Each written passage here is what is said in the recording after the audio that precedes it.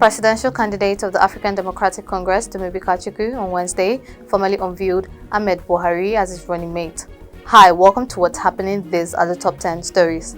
At number 1, presidential candidate of the African Democratic Congress, Dumebi Kachikwu, on Wednesday, formally unveiled Ahmed Buhari as his running mate. Ahmed is a former presidential candidate under the Sustainable National Party of Nigeria.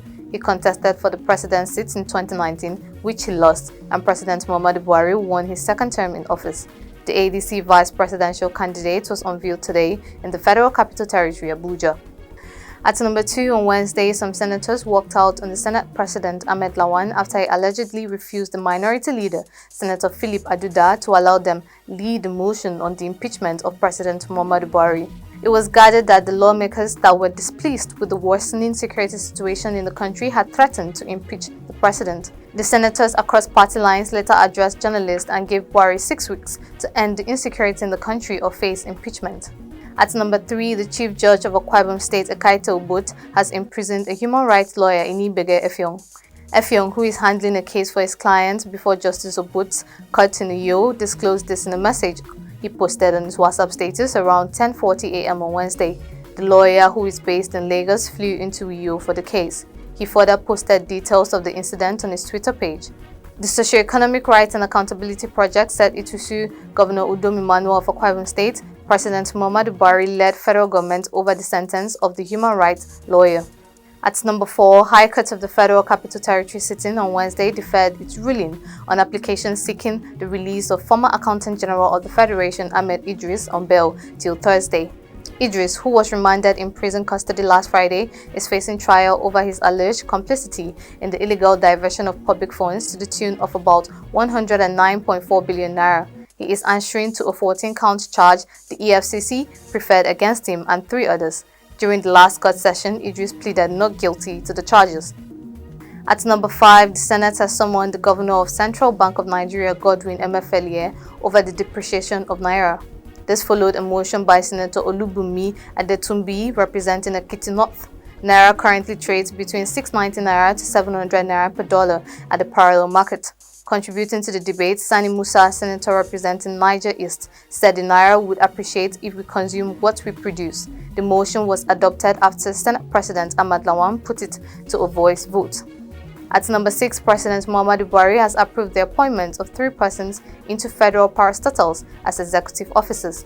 Willie Bassi, Director of Information, Office of the Secretary to the Government of the Federation, made this known in a statement on Wednesday. The appointees: Tijani Kaura, Managing Director, Oil and Gas, Free Zones Authority; Augustine Umahi is to serve as Secretary, Revenue Mobilization Allocation and Fiscal Commission; and Captain Junaid Abdullahi as the Executive Secretary, Border Communities Development Agency. At number 7, the federal government on Wednesday approved the leasing of 3 aircraft for the commencement of operations for the country's carrier, Nigeria Air. The Minister of Aviation, Hadi Sirika, disclosed this to State House correspondents at the close of the Federal Executive Council meeting.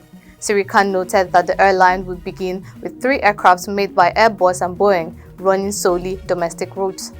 At number 8, the House of Representatives has called on the National Identity Management Commission to redesign the national identity card such that the national identity number of the bearer is written on it.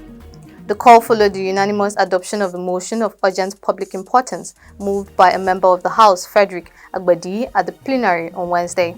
Agbedi noted that the NIN is used by the government of many countries as a means of tracking their citizens' permanent and temporary residency for work and other purposes.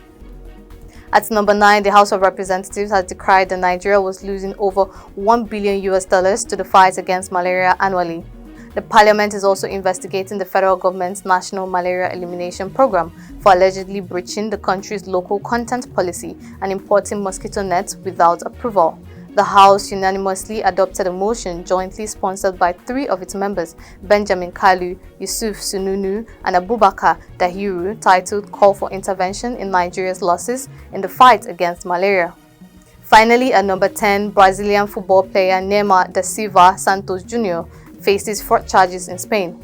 According to local reports, the start of oral arguments in the fraud trial against the 30-year-old has been scheduled for October 17th at the regional court in Barcelona.